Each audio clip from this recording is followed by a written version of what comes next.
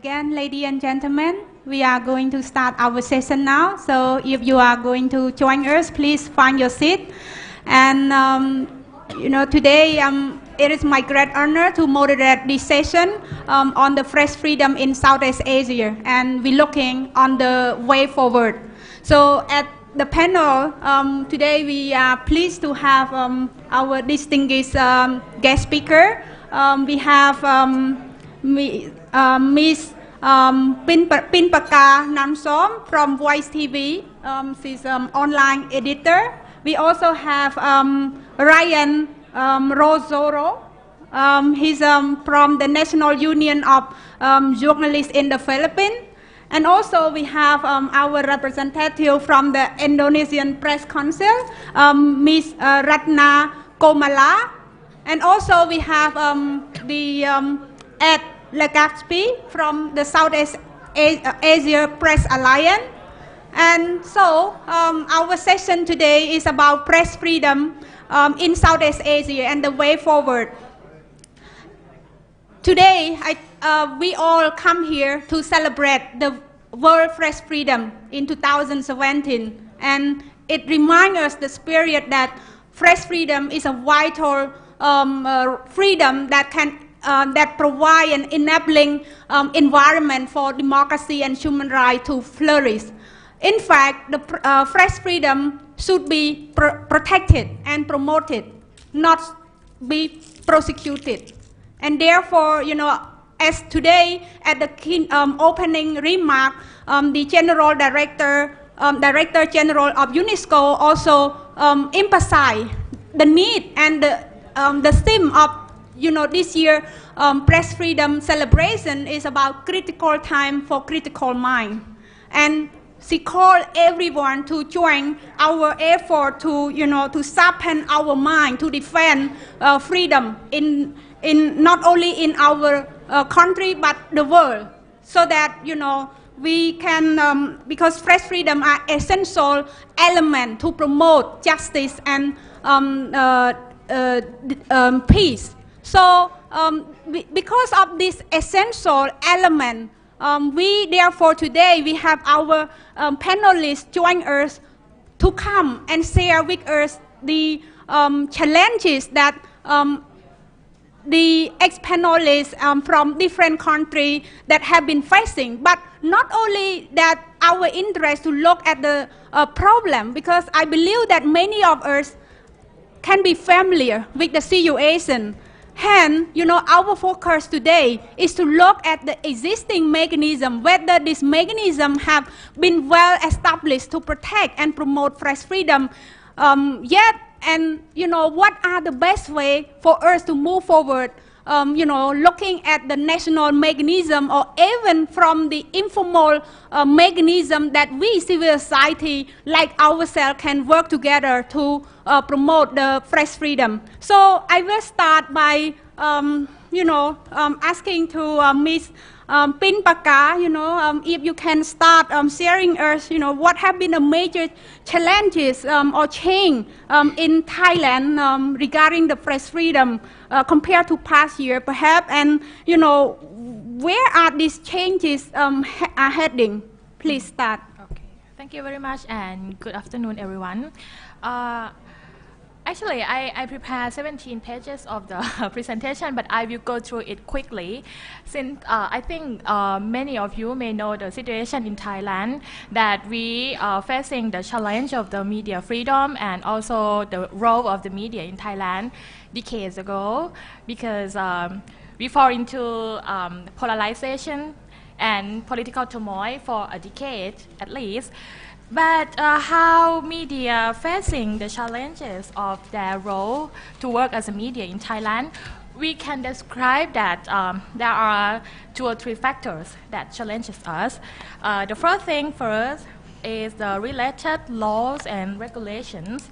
As you may follow the Thai situation and you may feel familiar with some law, so I will start with the Computer Crime Act that is very active uses by the authorities and also among the people that use against each other. So we have the important article 15 and 14. And you can see that some media keep report about the situation of the uses of computer CRAMAC. You can follow it from Thai media such as Prasha Thai.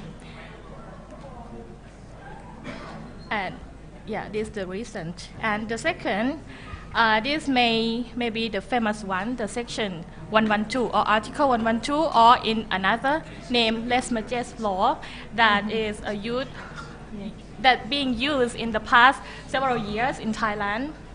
And the problem of the section 112 or Les Majes is it is used broadly. As you can see, the recent case of the Les Majes law in Thailand, a man gets suspended jail term for defaming ancient queen, and this queen is she was alive 1,000 years ago. Yeah. Still, someone facing a jail sentence because of that. This is the queen in the 1,000 years ago. Okay.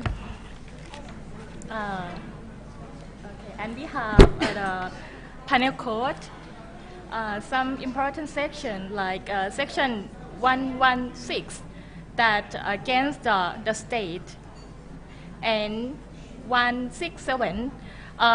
This one I want to address. I would like to address this one because you cannot hear me. Okay. Hello? Yeah. Is it better? Okay. This one, you may not see it being reported because the censorship is in the newsroom. So myself as an editor, I have to be careful when we report about the court sentence or the cases that being verdict by the court in Thailand. And offense of defamation. And a part of penal code, we also have the NCPO orders that control the media. And we also have NBTC bill that give the authorities to the Thai national broadcast to shut the media or even suspend some program or the television. We also now going to have media bill that aim to register media crew. So if this bill pass, I and other colleagues have to register to the government body, and we cannot work as a media or reporter without license. So we also have a regulatory body, as you can see from the slide. And a part of that, we have monitoring body that work actively, and this is not how to say, it is not like being addressed in the media. I can separate it to two categories: the governmental body and governmental support body. For the governmental body, there is a military media monitoring unit, which is very active. And for the station that I am working with like now, this unit is actively monitor us with the number of the staff is the same number of the newsroom. So they have around 30 staff and monitor the station which has only around 30 journalists. Wow.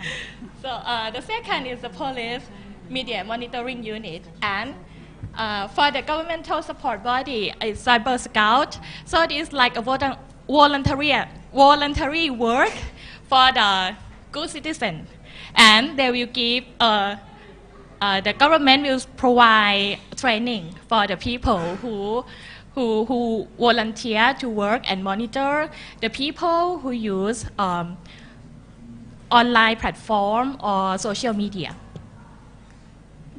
And for the case of voice TV that I'm working with, um, after the latest coup in 2015, 14, sorry. So we have so many coups. Sometimes I forget which year it taken place. The coup 2014. After the coup taken place, we were shut for a month, and after that we received warning for 6 times, and we were suspended for 7 times, and we have been shut down for 2 times after the coup, and recently last month. And just last week, I received the notice that 4 programs published on our television might be suspended again. So the executive board decided to arrange the program and stop all the critic program to save all the station. Otherwise, it is not only affect us in terms of press freedom, but it affects us in terms of business as well.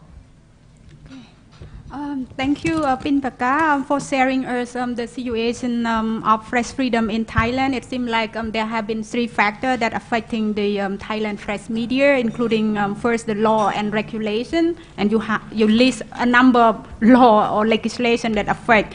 And second is a regulatory body, and the third is monitoring body. And also, you share a very prominent case that you are working with the Voice TV. And I'm sorry that your TV have been facing a lot of stress, including the suspension and shutdown. So now let us move away from Thailand for a while, but now we turn to our colleague from Philippines. So, Ryan, can you tell us what are the key differences of media situation in Philippines? Yes, please. Thank you, Sophia. Good afternoon. I think most of you knows pretty well the situation in the Philippines, for that, except maybe perhaps the recent developments, because my country has been the poster boy of impunity for among the press freedom community. But let me refresh to you, the situation. In the last, from 1987 until now, in the last 30 years, there have been about 153 journalists killed. 150 of that targeted, 151 rather, because two died in an ambush where they were part of a the military convoy in 1986. Two of these journalists, but the 151 others were really targeted killings. Only 15 of the 151 or 153 deaths or cases were successfully prosecuted. 15, that's about 10% of total cases, successfully prosecuted in court. But most of those convicted were gunmen.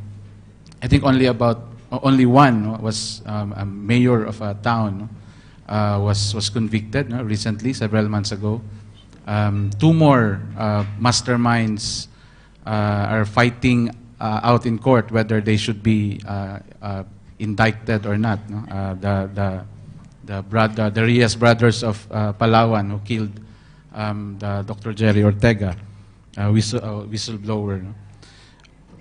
26 cases are more than 20 years old. 23-year-old cases, 20-year-old cases. Of these 26 cases, only 3 were successfully prosecuted. This is significant because under Philippine criminal law, a criminal case should be filed in court because if it's not filed, a case is not filed in court within 20 years, or else the case prescribes. So there are potentially 23 cases that could be prescribed, meaning to say the search for justice will forever be lost. So 26 cases. 26 cases are more than 20 years old. So that leaves about 127 cases that happened in the last 10 years. So on the average, we have 13 journalist deaths in the last 10 years in the Philippines.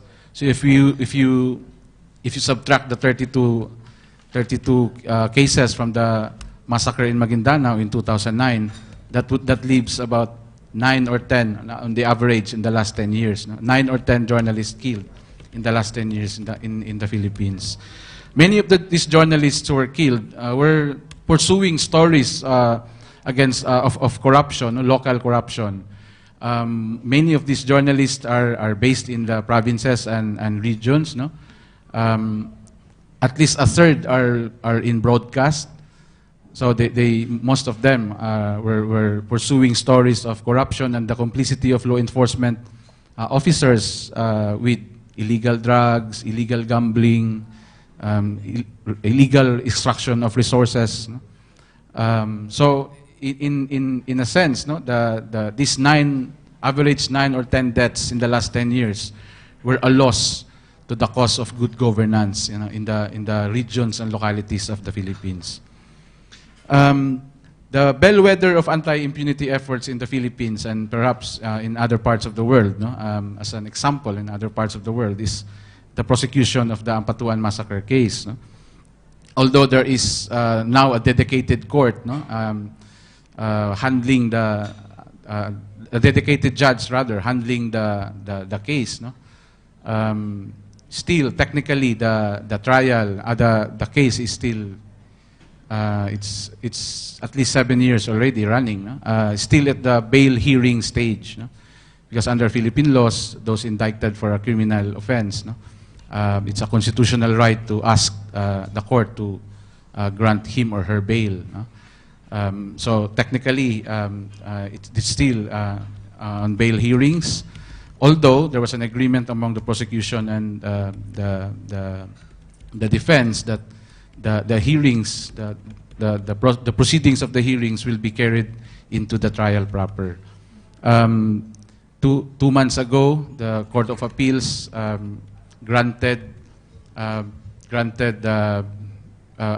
affirmed the decision of the judge to grant bail to several of the accused, which signals that the case against them may have some weaknesses, no? Although, of course, only one, no? The son of the late Ampatuan, Andal Ampatuan Sr., was able to post bail because there are 58 victims of the massacre, 32 of whom are journalists. For every count of murder, the court allowed $4,000 each count. So that's $232 for the temporary liberty of the accused. So only the Ampatuan, the son of Ampatuan, was able to post bail. No? So that's it, no? In the pre-Duterte Philippines, no. Now since July 1 last year, I think there were only 2 cases, no, of killings, no, in the Philippines, all in the provinces, and the current president, no, has established, no, a specialized task force, presidential task force, specializing only on media security, not even media killings, but broaden, no, media security. No? So threats against journalists, killings. No? Although it has not yet, for the last 7 months, it has not yet come up with its own work plan. No? Our union and other media organizations in the Philippines are engaging this body. The biggest threat, no, even as he has committed to look into the problem of media killings and threats against journalists, our president himself is currently the biggest threat to press freedom in the Philippines. In the last 2 months, he has been lambasting the news media for supposedly misleading reports on his controversial war on drugs. He has been disdainful of the use of human rights as a lens to assessing his controversial war on drugs, his official actions and policies related to the drive, the massive drive against narcotics. This is a campaign promise. This promise helped him to be propelled into power. Apart from the reference to human rights, our president is also disdainful about questions about his wealth. There has been suggestions during the campaign and even up to now that he has accumulated ill-gotten wealth during his 22 years as a mayor of Davao City. And lastly, he has been disdainful of public discussions about his health. Always he said that he has always said that he has been open about his health, the status of the state of his health. But if there are biting questions about this issue, he launches himself he rage against the news media. So three things, always because of this, three things: human rights, reference to human rights as a lens towards looking at his official acts and policies, especially related to the controversial war on drugs, questions about his health, and questions about his wealth. All these, although he strongly argued during the campaign and early in his term that his wealth and his health are matters of private matters, but of course he is now the tenant of the palace. All these three issues are now public. All these two issues are now of public interest, and therefore, because media continue to report on these three issues, we are in the war path with the president. So, if you happen to be covering the president and asks questions, biting questions related to all these three areas, you would earn his tirades, public insult, public humiliation, and over social media, his millions of trolls and supporters would magnify the public humiliation, and that has chilling effect among journalists, especially covering the president. During a recent roundtable discussion among media leaders in the Philippines last month, this has been brought up, that those covering the palace and the sorties, the provincial sorties of the president, have been telling that, or rather privately, that they have been trying to tone down their questioning on the president about especially about those three issues. Thank you, Ryan, for sharing us the insight from Philippines. It is very sad story. A number of journalists have been killed, and somehow probably Philippines in the region have the highest number of journalists have been killed. And but the issue of impunity probably is not only happen in Philippines, even in Cambodia. When we have so far 14 journalists have been killed, and not all, a majority of cases still pending, no justice, no persecution. So, we share the context of impunity.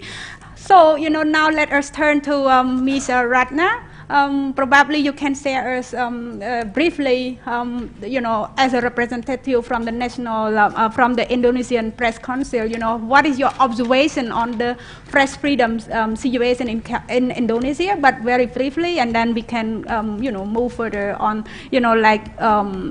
as in your role as a press council, what have been the key initiatives that have been plan and are going to plan to address these challenges that have been affected the press freedom, please. Okay, thank you. Good afternoon, everybody. Thank you, and good afternoon, everybody.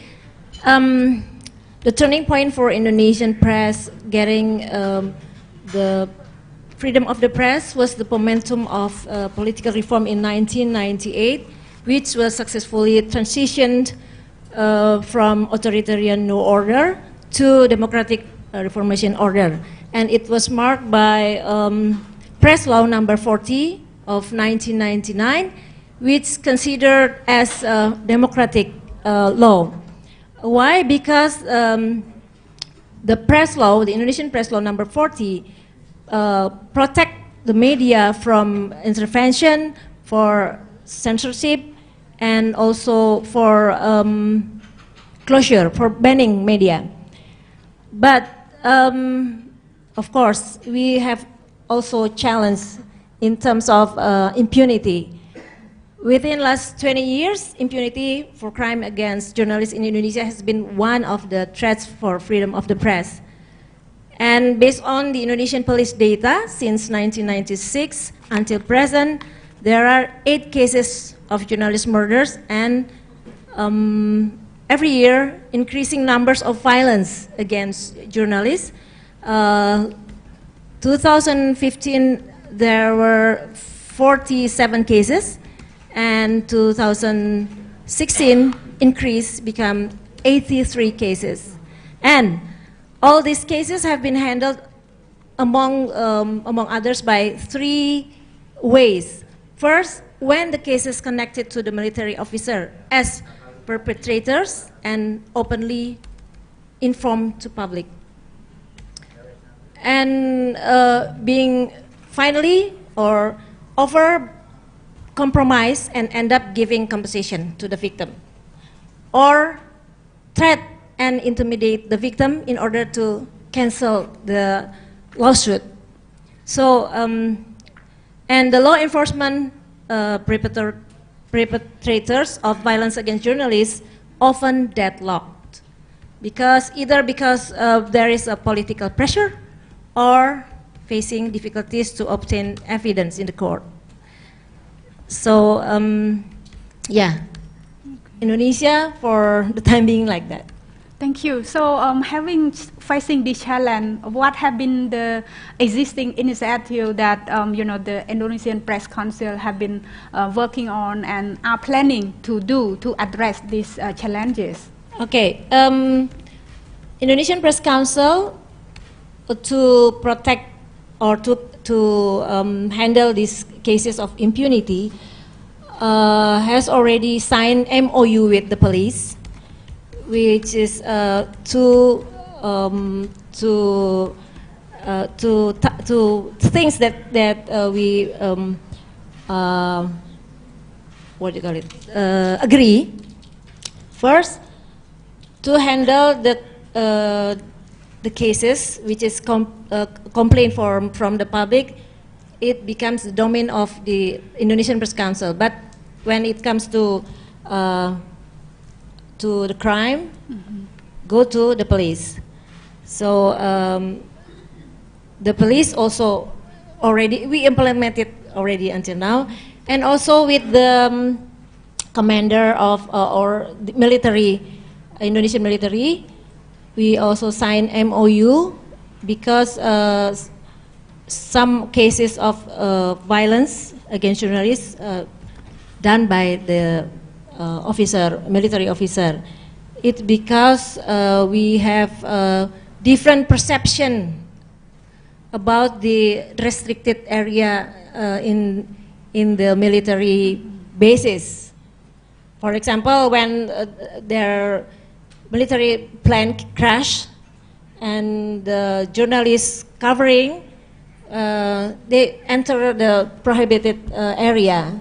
So we have MOU. Allow the access for yes. the journalists.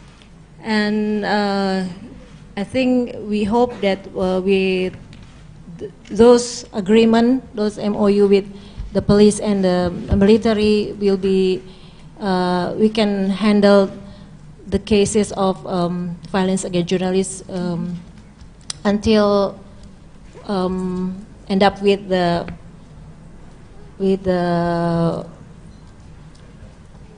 what do you call it? persecuted. Persecution. Yeah. Yeah. Okay. That sound quite collaborative.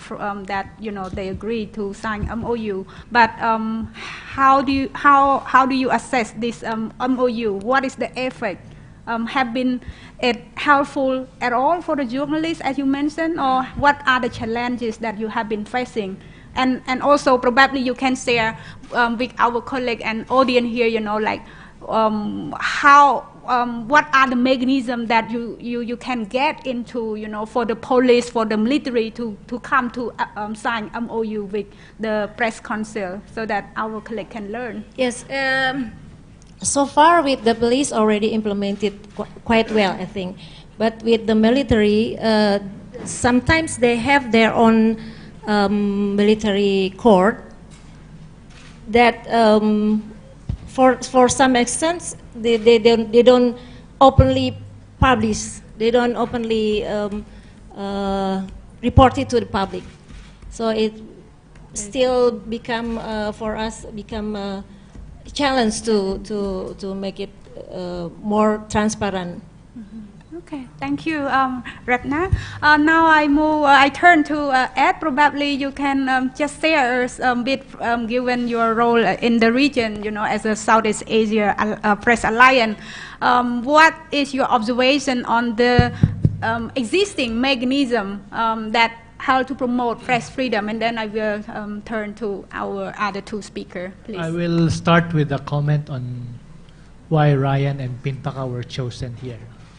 It's, I think, from SIPA's perspective, it's important to highlight that impunity for violence is one of the two main problems, and the other is the existence of restrictions, which covers many countries in Southeast Asia. So these two restrictions put Southeast Asia in shackles. So if you, for example, if you are familiar with the RSF rankings, Southeast Asia is in the bottom third.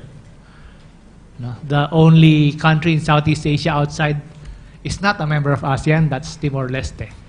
So the emphasis is that there are no guarantees in press freedom. It can roll back when something drastic happens in the political landscape. You have the coup in Thailand in 2014, seeking to make their press restrictions permanent.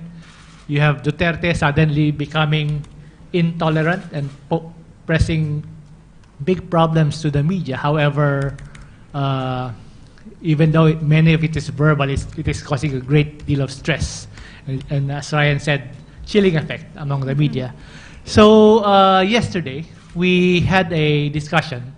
This is my task now. I'm here to share the results of the pre-event yesterday on the consultative roundtable to establish a freedom of expression mechanism in Southeast Asia. A mouthful of a title, but the simple result is not that easy, yeah? So we tackled that. In a sense, the short answer to how do you create a roundtable is we have ICHR, the ASEAN Intergovernmental Commission on Human Rights, body of government representatives. But ICHR is not working as it should. For instance, it may have a nominal protection mandate, but it is not able to accept complaints. There's no capability for ICHR. In fact, when it was established, that was one of the first things that SIPA did. We submitted the case of the Maguindanao massacre, which occurred the month following the establishment of ICHR.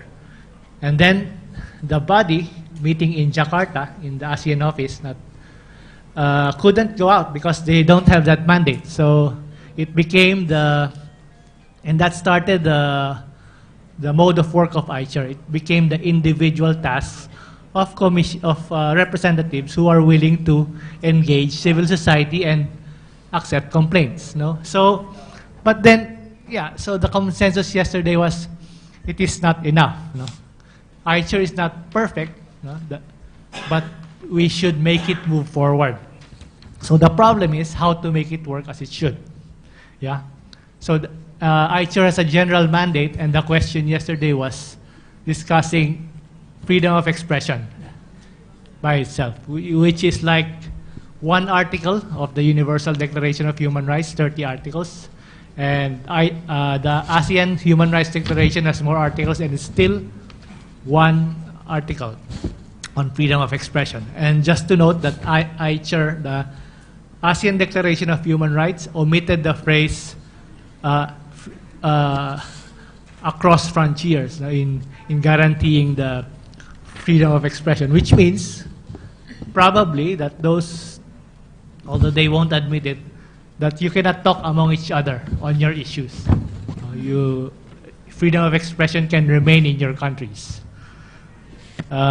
So how do we do that?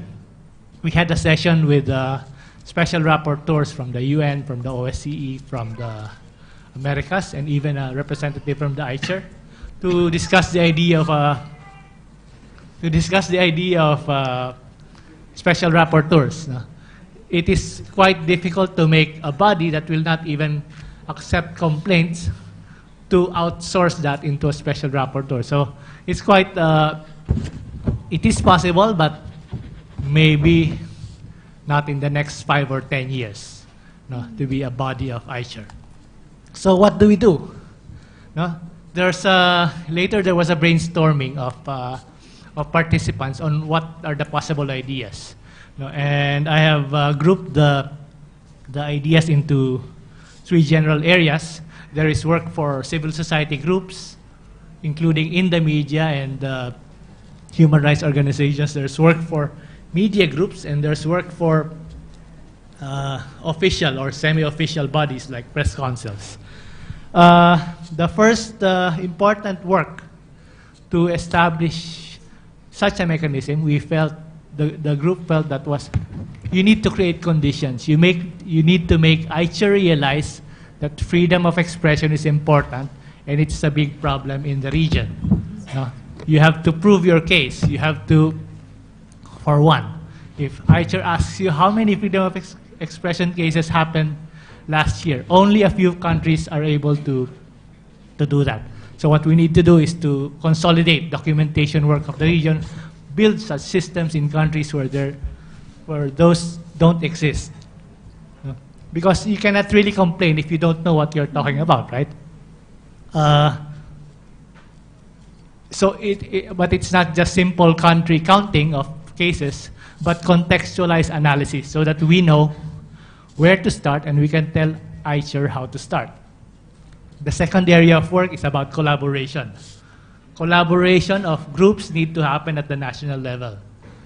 It is not, you cannot talk as a region if you are not complete, or you cannot bring your agenda to the regional discussion if you have competing messages from one country, right? And then the second area of collaboration is about regional cooperation. We need to establish regional projects that will push this forward. There are a number of possible ideas that can take place. But one idea that came out later in the discussion is to cooperate, regional cooperation in each country. You have mechanisms like the UPR. For example, it's to make region-wide submissions on each country of ASEAN, not just human rights groups from within, but cooperation so that you can understand each other better. So, yeah. And the last, because this is a press freedom panel, so we should look at what can be possible in terms of the media. One concrete idea that came out is to have the press councils cooperate. We have 5 countries with press councils. 3 of them are state mandated: Indonesia, Myanmar, and Timor-Leste. The 2 countries are relatively new. Myanmar is just 2 or 3 years old, and Timor-Leste will celebrate their establishment next week. So some of you might be invited there. I'm not. And then there's the voluntary press councils in the Philippines. Mostly associations of publishers. So we need to get these For example, we need to get these press councils to cooperate to address the weaknesses in the existing system, to be able to compare their systems. Maybe it will not be a body to receive complaints, but it will be a body to discuss what are the effective means of addressing complaints, so that it's more constructive and in a way you don't violate ASEAN's non-interference policy. So those kinds of cooperation, you can also address common issues like criminal defamation, which exists in all countries in Southeast Asia, but no one is working on. And it's a problem, a very real problem of journalists. So that's it. Okay, thank you, Ed, for sharing. And also, he tried to brief from yesterday consultation in the morning and afternoon session too. And it is interesting when you highlight one of the possible action could be the cooperation among the press council, but you also highlighted that currently only 5 countries that have press council. So to what extent that this cooperation can address the region issue, and to those countries that have no press council is something that we should debate and discuss further. But I would like to ask Pinbarta, what is your assessment and on what Ed have been sharing earlier, certain possible proposal, and to your observation, what have been like the existing mechanism that have been helpful to press freedom, and the way forward for us, from your opinion, what are actions that we need to do more? I may share the experience of Thai media organization. We have many actually, but I would say that many of media organization in Thailand, they are good in terms of training or enhance the capacity of the media. We can say that media organization in Thailand, they are good in terms of conduct the training for the journalists and to enhance the skill of the journalists. But when we talk about the protection of media freedom, I think we are still stuck in the middle of the polarization. When we talk about the press council in Thailand, and you can see the situation that when the press council in Thailand receive the complaint from someone and start to investigate some case, and then the media organization in Thailand who is in the case, they will withdraw the organization from the press council. We can see that it failed to mandate, but on the other hand, we have to look at the big picture of Thailand, that media is part of the political polarization. So it's lack of trust for the press council and also for the media organization in Thailand. I would like to give you one example that happened to my former organization, like prachathai.com. In the case of a political demonstration in 2013, many of journalists have to go to the field to cover the political demonstration by the red shirt. And there are some incidents that the journalists face,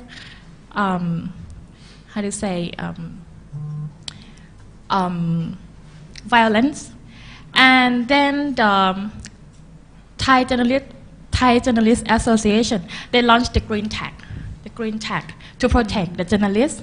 So, but the thing is that at the time, they only provide the green tag for journalists who register as a media with the TJA, like if you work for some newspaper or mainstream media like television, newspaper or radio.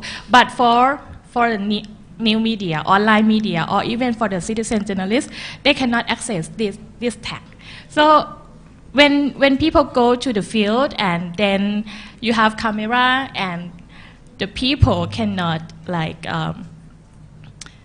do not know that you are the media, and then you take pictures. So you might face some trouble. But anyway, in the case of 2013, we also find another thing, that media also a target of the violence. So in that case, even though you have green tag on your arm, maybe you also can be target when people can see your green tag. And I myself, I received one, and I took picture of the ladies, a group of ladies, and she just shouted to me that the protester, she just shouted to me that she feel disgust when they see when they see the media. That the thing that happened to the media in Thailand. And also when we see the new law, for example, the press bill that I just showed you. Actually, the idea of the press bill, it introduced by the media organization. Actually, they try to find the mechanism or the legislation to give them the mandate to control or supervise other media. But the thing is that when it goes to the hand of the authorities, many things change. For example, the structure of the committee who will look over the media, it will be like appointed by the military and the government. So this kind of thing, we cannot say that media are just a victim of the authority or not the victim of the military, but sometimes because of we're still in the struggle how to deal with each other. Like you can see me like I am not a good media, and you think you are better than me, so you want to control me. But then after you deliver some idea, but you don't have power. But later on, other people who has power will pick up your idea, and then you can see last week all the media have to go out to protest for the press bill. So still the society in Thailand keep critic on this. It's like, okay, you deserve that because you are the one who delivered this idea, and now when military or the junta want to do, who can help? Okay. Yeah. Thank you. Now I turn to Ratna. Do you have any feedback from the conversation so far? The certain proposal that the audience and taking from the yesterday consultation, but also for you to looking forward, how can synergy between global, national, regional, and national initiative can be encouraged here? Okay. I think. Is it okay? You have to turn. Yeah, I think it's a good idea what Ed mentioned earlier, that from what happened in every country still has big challenge about the impunity, about the press of freedom. So I think this discussion may be good, that we have conclusion to make action plan, something like that, to empower and make the people aware about the freedom of the press, and also we can share experience, making a training, something like that. But from my opinion, if the legal system of the country still doesn't allow to, or very authoritarian law, we cannot do much. Just like I heard from Pinpakan. Yeah. I heard also in Thailand, the government can close down the TV station from airing, right? And can open anytime they want. Because the law is allowed to, it's happened. I think it's so hard situation when the fundamental legal still like that. It's so hard to promote the freedom of the press. But I think what we can do from the regional approach, we can make the people aware, and through the media literacy or training, so we can share together what we can do, how we can empower the people and the media to promote the freedom of the press. Okay, thank you. So Ryan, you have any feedback and idea for us to move forward to protect and promote press freedom? In the context of the Philippines, let me say three things. Firstly, external mechanisms, whether ASEAN, the UPR process, or any others, that can be thought about moving forward from now. We largely be for political pressure and external political pressure.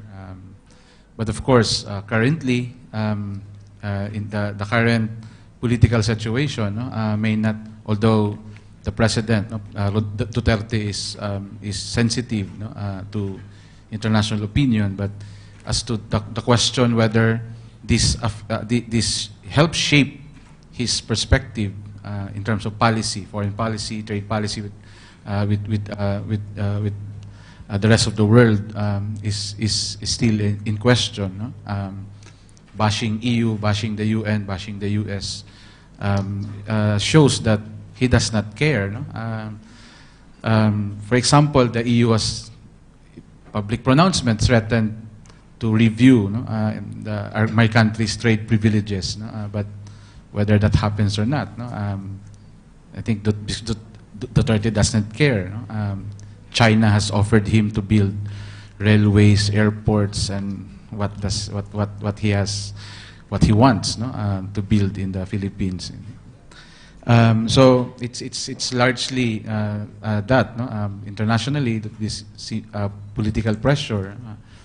But of course, if Duterte is only there for six years, except if he is able to be successful with this federalization project with the Philippines, there's an opportunity for him to stay longer in power or install his daughter as prime minister or the next president. That could be a possibility. So you have 12 years of Duterte governance in the Philippines. If that happens, but it's a possibility.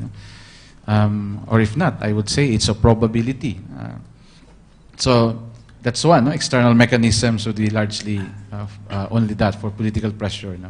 But whether it hits him, it shapes policy. It's a big question. Second, so because of that, I'd like to second point is that the big challenge is to strengthen what are existing mechanisms already in the Philippines. One would be the National Human Rights Commission, to give it more teeth. Currently, it has no power to prosecute. It can only investigate, and then the cases the cases that it has investigated will be forwarded to the Department of Justice. And the Department of Justice, as our history has shown, is prone to political pressure, especially in the case, in our experience with the case of prosecuting the Maguindanao massacre. there have been wheeling and dealing, no, between because the Ampatuan clan has holds sway, no, politically, not just in the region but throughout the country. No? They have been for several presidential elections. Their support has been key in terms of installing the tenant in Malacanang, no, or the presidential palace. So because of that, no, they are able to wheel and deal, no, with respect to allowing witnesses or having the Department of Justice disallow the admission of witnesses, or even allow or disallow the admission into the witness protection program of several witnesses. No? At least 3 witnesses in that case have died, no? Even before they were presented before the courts. So that strengthened that, gave it prosecutorial powers, no, the National Human Rights Commission, and allow it, no, to have power to hold state agencies accountable, like the police, in terms of building a case, no, against the attack against a journalist, or holding the Department of Justice for delaying the prosecution of cases. One case also in the south, in General Santos City, the city of boxing champ Manny Pacquiao, no? Where there are about 7 or 8 journalists who have been killed, no, in the last 10 years. The witness, no, also a journalist, have lost interest in the case, no? So he wanted out of the witness protection program, and now he has to relocate because the powerful local politician now knew that he was out of the safe house of the Department of Justice, so he has to relocate. No, you have to relocate him somewhere. Now we are problematizing on where he would actually be safe to be relocated. No? So because of the delay, you know, in the prosecution of this case, and there is a law actually in the Constitution, criminal cases should be prosecuted within at least 5 years, the maximum.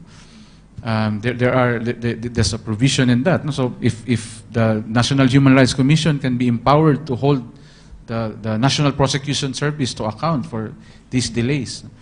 In the Philippine criminal justice system, no? Ryan, criminal. I'm sorry, due to time, because we are Yeah, okay. special audience. You Finally, mentioned no, two, yeah. Now the third, what is that? Finally, no, also reforms in the legal frame and the legal system, no? Reform in the rules of court, no? There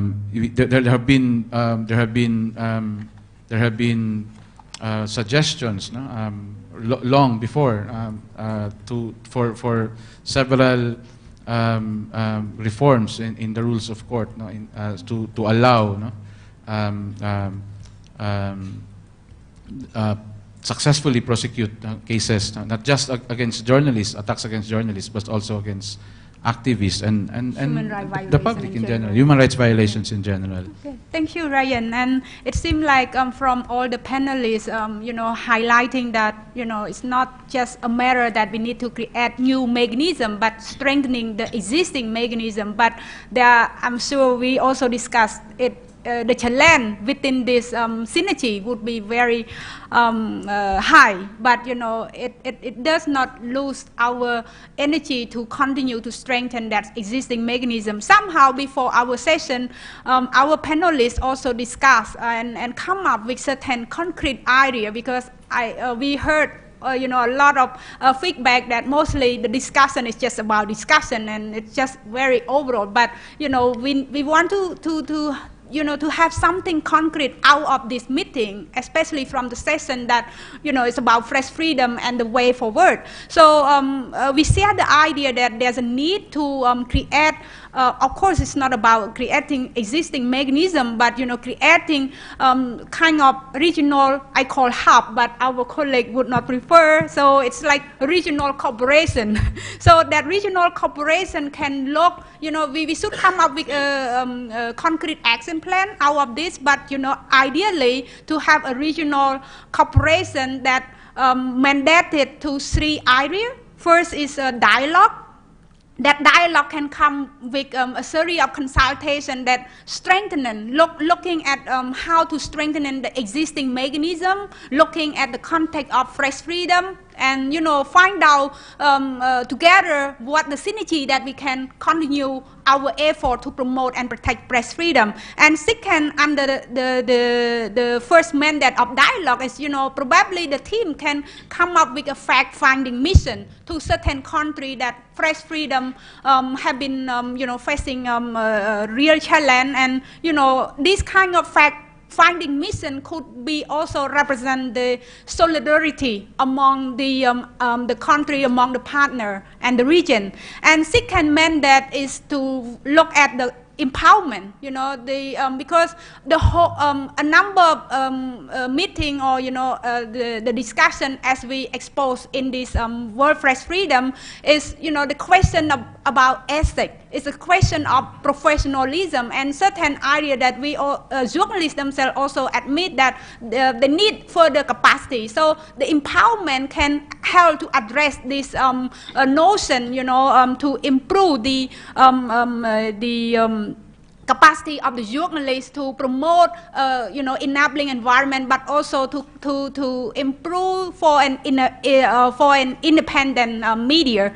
So it can take in the form of training, fellowship, or exchange among the region.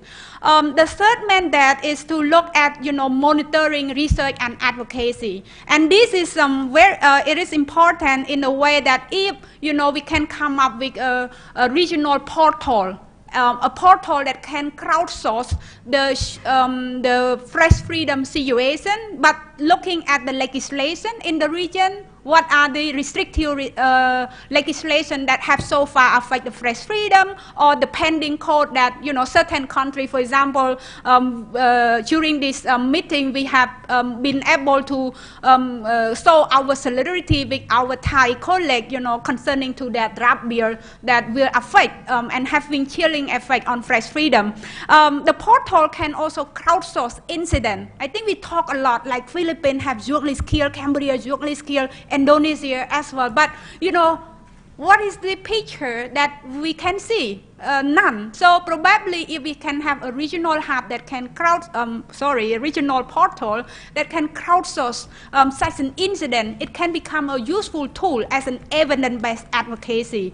And we also discussed the idea of, from this research and a component is to come up with a regional press freedom index. And it could be telling a lot of,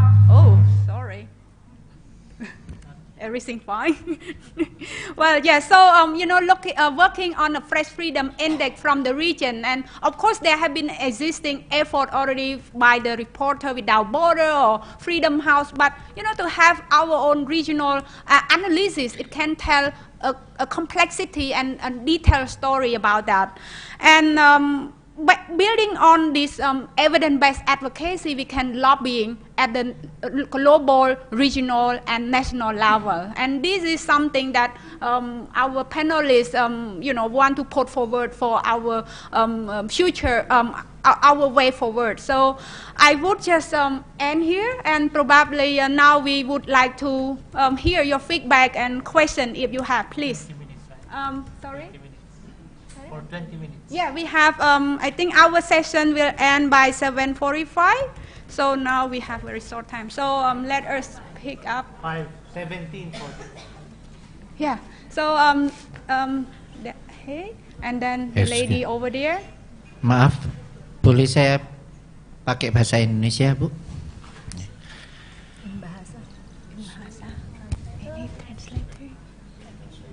Mungkin Bu Ratna aja mungkin bisa bantu ya dikit ya. Intinya gini, saya Hartanto Bukhari, saya Ketua Umum Persatuan Jurnalis Indonesia, ya. Kalau saya dengar dari teman-teman tadi yang panelis ya yang memberikan penjelasan dikit ya tentang di Thailand, di Filipina ya. Mungkin itu keadaan-keadaan kita pada saat zaman-zaman sebelum reformasi itu ya. Di zaman sebelum reformasi itu pada saat itu memang hanya ada satu organisasi wartawan, pada saat itu ada juga Dewan Pers, tapi Dewan Pers itu adalah bentukan pemerintah ya. Bentukan pemerintah yang bekerja untuk kepentingan pemerintah pada saat itu. Beda dengan Dewan Pers yang pada era tahun 2003 ya yang pertama. Itu sudah amanat undang-undang nomor 40 tahun 99 ya. Pertanyaannya Pak langsung. Pertanyaannya saya ini sekarang ini gimana caranya kita bisa bekerja benar-benar bersama ya di kawasan ASEAN ini ya. Karena dari semua dari data-data yang ada ya di beberapa negara ASEAN itu tidak seperti di Indonesia saat ini. Ya, di Indonesia sendiri pun saat ini yang sebetulnya kebebasan pers sudah dibuka ya. Dewan Pers itu adalah independen ya. Harusnya juga membantu masyarakat pers ya. Tapi pada intinya juga masih ada kekerasan-kekerasan. Jadi sekarang gimana caranya supaya bisa kerjasama di antara ASEAN ini memang betul-betul real, bukan sekedar di tatanan wacana-wacana saja. Terima kasih. Okay. He suggests that our cooperation in the region, not only in the ideas, but we have to implement it. And how to implement it? We can talk together. We can discuss together. Okay. Thank you so much. So the lady over there, please. My name is Vonia, I'm from Timor-Leste. My question directly to Indonesian's Press Council. You told that the Press Council, Indonesian Press Council signed MOU with the police and military. How is work until now? Because before from Alliance Journalists Independent give report that the freedom of expression in East Indonesia is still bad, and nothing freedom of the press in the area conflict area means. And then correct me if I'm wrong. That Indonesian Press Council the budget from state for a press council, right? Mm-hmm. Is this correct? So how you engage the government to seriously to protect the journalists in Indonesia? And then you have to independently to work to protect the media in Indonesia. So please tell us, because you have the press council in Timor-Leste now. So maybe this can share with us in Timor-Leste. And how is going the policy between press council and government in Indonesia? Because the Vice President Yusuf Kala told today in the morning that the government also protect the journalists in Indonesia, but they asking to journalists have to objective in writing covering story. So how is far it's going? Okay, thank you. Probably we can pick up another question and then our panelists can respond. Vishnu?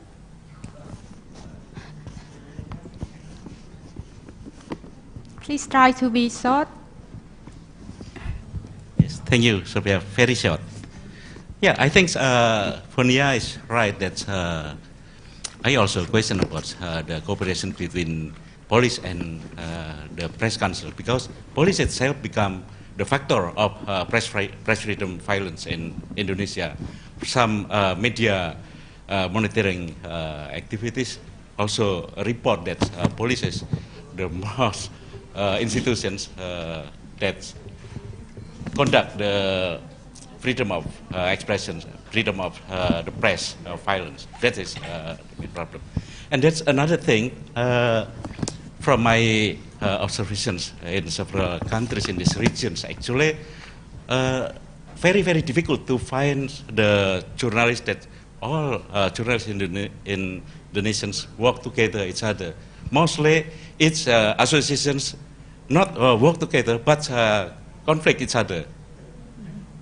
In Timor-Leste, in Indonesia, in other countries, mostly they conflict each other and attack each other. What and do you mean conflict?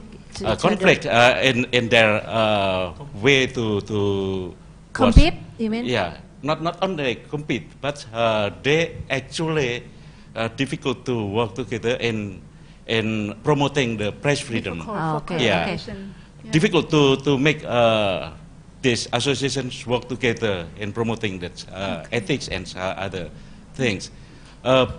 Why? Because most organizations in this country, they have a historical background that's much different, and some associations even become the factor that violates other journalists in the past, like in Indonesia during New Order. Some maybe any organization that even pressure and the other journalists who doesn't join the associations. That's a problem. I think it's a similar problem in other country. This make also if we Can you see, try to be yes, brief? yes. Because Okay, then our panel Right. will not have time to respond. In case of impunity promotion, impunity promotions, we always found that media cannot cover this activity because they have no concern about this case. Yeah, what's your opinion about this? Thank you. Okay, thank you. So I think I'm afraid I will forget. let us have this first round. We will come back later on. So allow the panel to answer mostly the question Okay. direct to you. Maybe you can first respond. First about the police. Yeah, we Indonesian Press Council has signed MOU because of the many cases connected to the police, and also how we handle the cases between Press Council and the police. What we handled, what the Indonesian Press Council handled is a complaint that end up with we never condemn the journalists to go to the court, and the recommendation is right to correct, right to answer, and forgive, right to forgive, and so so far our cooperation, our agreement with the police is already running well, and in the cases of the West Papua, yes, Indonesia has 34 provinces, and based on our research on index of freedom of the press, Papua still what do you call it? Still is like a very sensitive issue there, but only in West Papua. The rest, the provinces, the rest provinces is already quite well. The cooperation is quite well, and about the funding from the government, yes, based on our project, government funding the Indonesian Press Council programs, but it doesn't mean the government can interfere, can control. Why? Because as I said that the law number 40 of 1999 in the legal system of Indonesia is the only law that doesn't have government regulation to enact with. So the spirit of to self-regulate instead. So the role on how we attempt to safeguard and enhance press freedom in Indonesia through self-regulation is played by Indonesian Press Council and Indonesian press community together. And during 6 years, I think we already compiled some regulations produced by or drafted by Indonesian press communities, facilitated by Indonesian Press Council. We have journalism code of ethics. We have complaint filing procedures to the Press Council. We also have right of reply guidelines, standard for protection of the profession of journalists, and standard for press corporation, and standard for journalist organization, standard for press corporation organization, standard for journalist competence test, and distribution guidelines for adult print media, guideline to cover terrorism. So we drafted the regulation by ourselves. So we regulate ourselves without interfering from government. So that's, yeah, thank God we have press law number 40 of 1999. And how about I think there are few other questions, like how about, like this morning the Vice President come. Oh, yes, of course.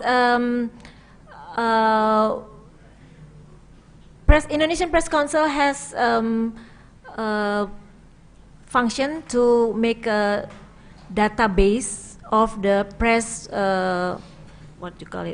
press company, to verify the press company, to guarantee that the press company has to protect the journalists in terms of their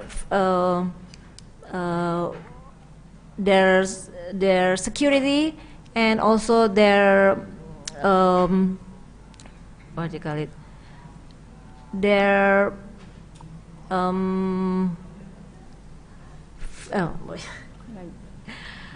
their security and funding, and in terms of salary, welfare, yes, their welfare.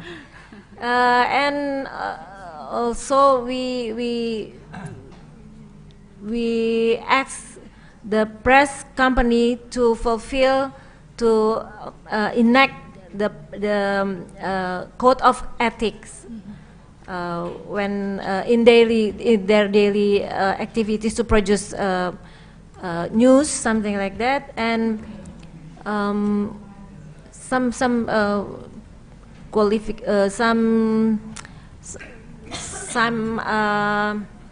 also requirement for the press company to fulfill that, to promote the independency of the press.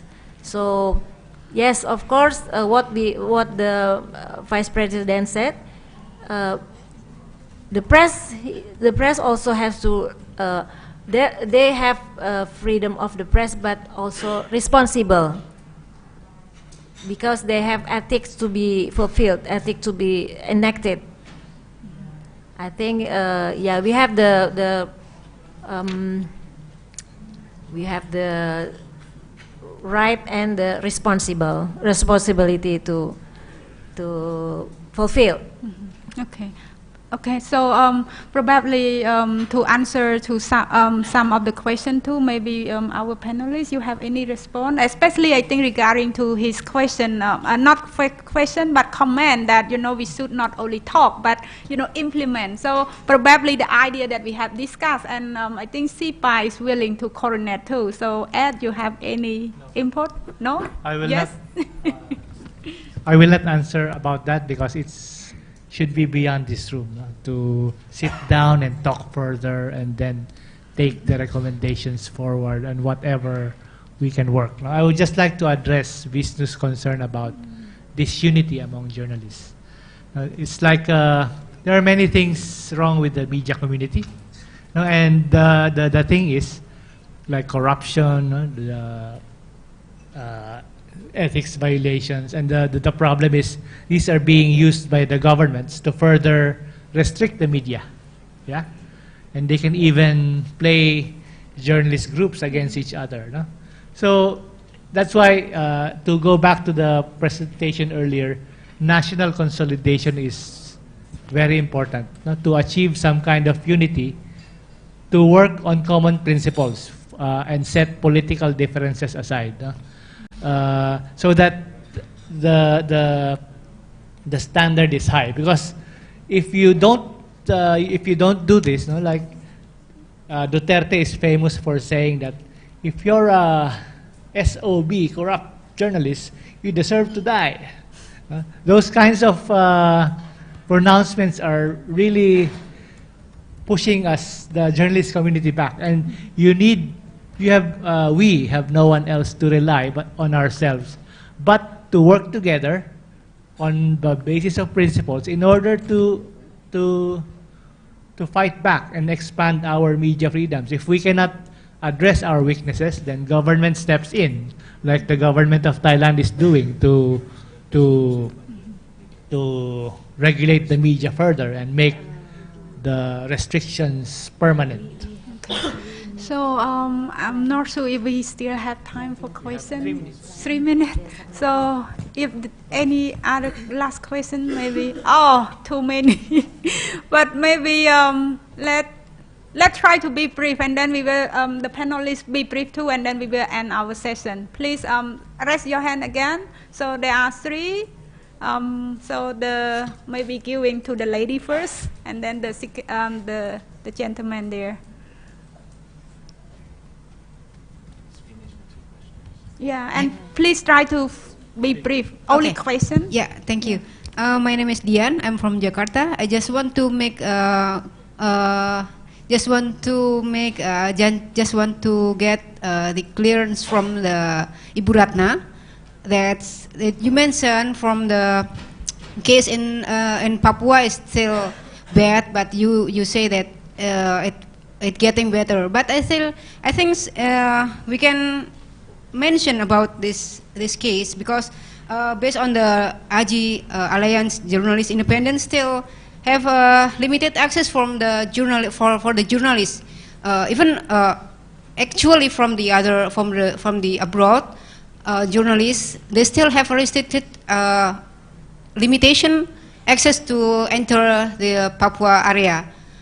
Maybe you can explain again how is the policy of the Council of Indonesian Press, because it is very important for the press freedom in Indonesia also. Okay. And then the second one is for the only one question, sorry, because we have 2 other men, and then for allowing the panel to answer. Okay, thank you. Yes. Thank you. So the gentleman, okay, then and the last one in front. My name is Prezarus Menes. I work for community radio. I work for community radio from Timor-Leste. It is interesting to hear about all explanation that coming from the panelists, but I'm really want to know how your institution or your how you work with the community radio in your country, because I know that in Indonesia have a lot of mainstream media, online media, and also community radio. But you know that giving space for the community to use media to express what they think, what they want, through community radio, I think that's the best way we should thinking. How to link, how to empower them to walk in the field. Okay. Because I see that... Can you brief? So your question is, how do we work with the community community radio? Yeah. Yes. Yeah. Okay. So. Yeah, I mean that, like a press council, how you protect the community radio worker, Okay, and yes. then, yeah. Thank you. So Yeah. the gentleman, you have the question lastly. In front, please.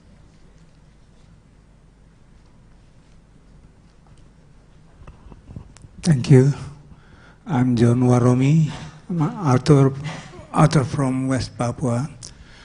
Yeah, here I am with you. I want to emphasize my question directly to all of you, the press from the world, yeah. And my question to Press Council, Ms. Ratna. In May 2015, Mr. Jokowi as a president came to Papua and announced the publicly welcome for international press come to Papua. I myself, last month, there is a victim of 17 person that once lost in the new regency of Mambramo.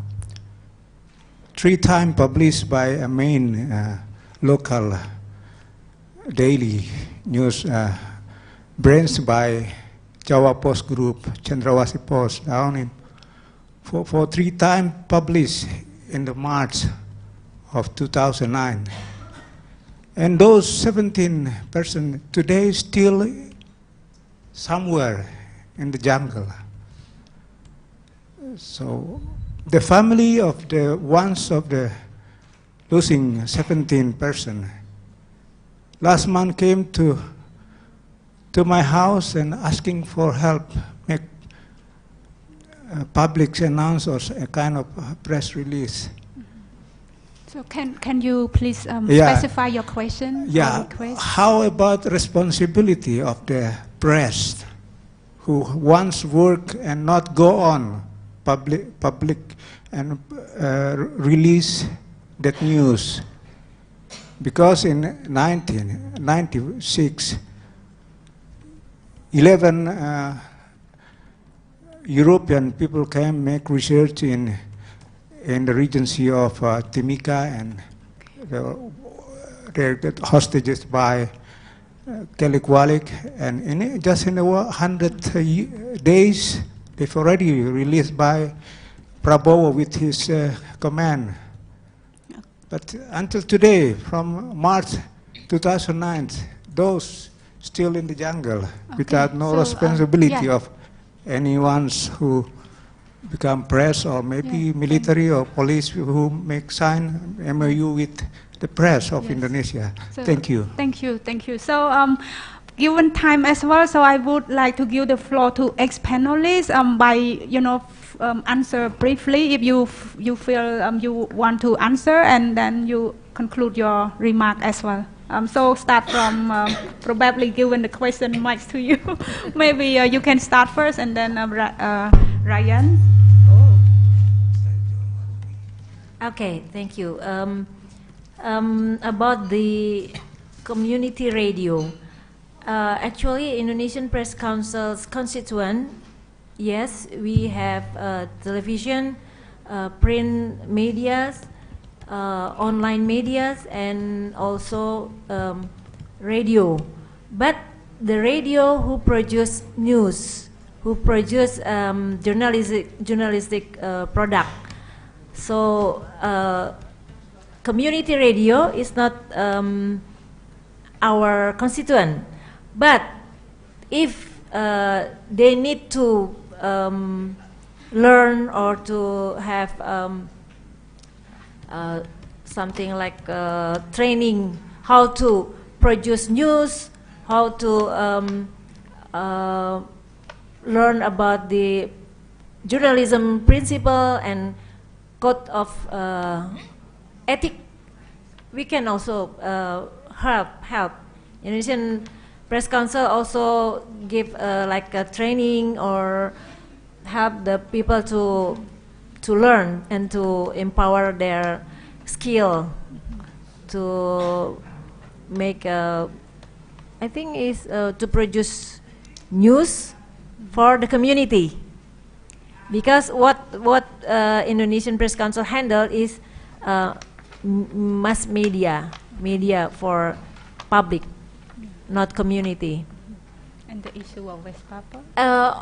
Yeah, as I said, in our research on Press Freedom Index, we still found that Papua still has bad index, or not free, not have freedom in terms of freedom of the press. And I cannot say on behalf of the government to state that the policy to handle Papua. But how about the press the council? Press Council, we help the French journalists the other day to advocate and to release from the police custody. Yes, I think Maybe you can, because I noticed there's a lot of question about that. So is there any plan that the Press Council is going to do with the case? Yes, after having the finding of the research index, we have some plan to implement, including the provinces that still have a low index of the press freedom. Yes. Okay, so maybe detailed action plan probably is worth for discussion between the group as well. And I appreciate that you try to respond this question. So Ryan, you have any last remark? And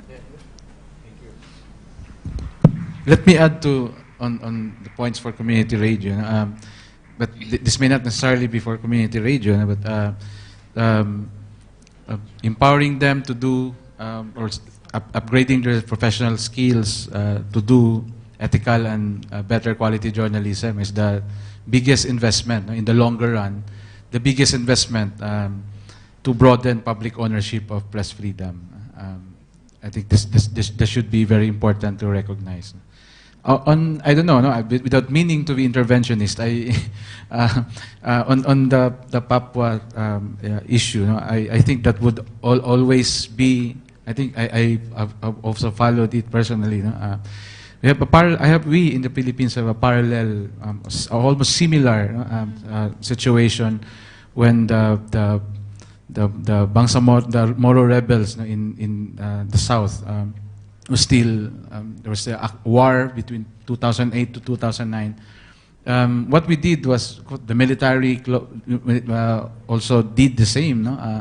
But what we did was organize joint coverage among local, regional, and national media agencies. We were 60 journalists in all. We barged into the checkpoints of the military, and of course that was 2009, between June and July 2009, and the principal our safety protocol says that there is safety in numbers, and lo and behold, the military was shocked to see that many number of journalists wanting to enter the war zone to tell the stories about the desperation of the people, because the military disallowed even the humanitarian relief operations of international organizations. So these are extraordinary situations when media activism was called for. So because of that, we were able to enter the war zone, and international organizations was able to provide humanitarian relief. I don't know if how you can. That's just an idea that could inspire how Indonesian colleagues can go about the situation in Papua. Thank you, Ryan. So, Pinpaka, I very can brief. reply really quickly because we used to have like around 3,000 community radio stations, but unfortunately after the coup, they all were shut. So nowadays we don't have community radio in Thailand. But before that, many organizations in Thailand, I mean media organization or even like small media NGO organization try to work with them because they also recognize this community radio as a platform to communicate with the community. And in the past, I would say that community radio were active channel for the people in the rural area. I used to work with them, and I received the comment from the community radio that actually in Thailand we don't there are so many language, but for mainstream media they keep using formal Thai language, and the community radio people just ask us to conduct in the local languages, which we cannot, and they also ask us to like try to adjust ourselves to the community as well. Yeah, but now it's all. Okay, thank you. Ed, you Okay, have last just 2 minute. points. Very One is brief. to take on Ryan's idea. No? Maybe it's high time ASEAN journalists test the restrictions in Papua. Maybe we can organize a mission to fact find and investigate. Yes, and then the second point is that SIPA views that the situation in Papua is really just is really basically discrimination because the rules are applied there more. No, foreign journalists all are required to get permits to enter Indonesia, but then it's not enforced. Like how many of us are journalists here? Did you get a visa for your entry to attend this? We didn't, right? And then there's discrimination also in terms of how local journalists are treated. No? Papua is the most violent area for journalists, and most victims are local journalists. So it's really a matter of discrimination. So highly appreciate the efforts of the press council, but then it needs to be more than that. No? The military attitude, which on Papua and West Papua provinces should change to free the press in Papua. Because until all parts of Indonesian press are free, you cannot really say that Indonesian press is free.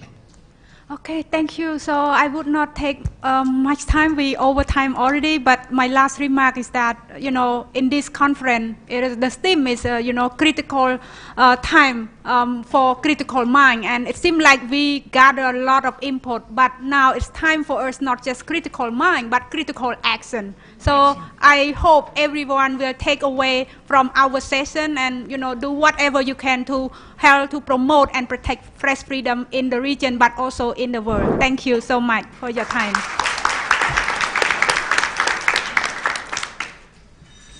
And thank you, the panelists too, I forgot.